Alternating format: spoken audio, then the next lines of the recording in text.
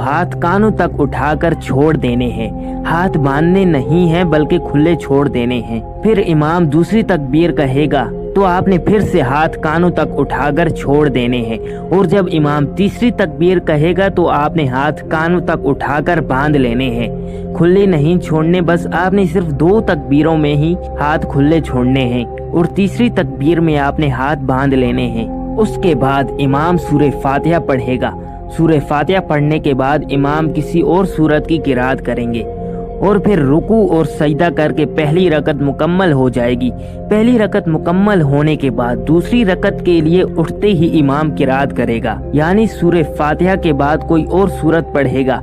उसके बाद रुकू में जाने से पहले इमाम साहब 3 जायद तकबीरें कहेंगे।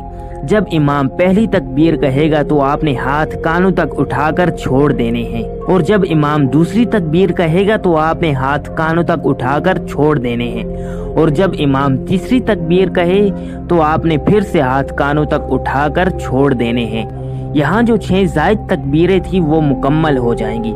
और उसके बाद जब इमाम चौथी मर्तबा अल्लाहु अकबर कहेगा तो आपने बगैर हाथ उठाए अल्लाहु अकबर कह के रुकू में चले जाना है।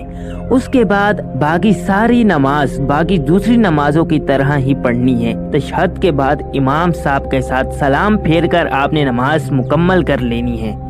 ये नमाज सिर्फ 6 जायद तकबीरों के अलावा बिल्कुल दूसरी नमाजों की तरह ही अदा करनी है।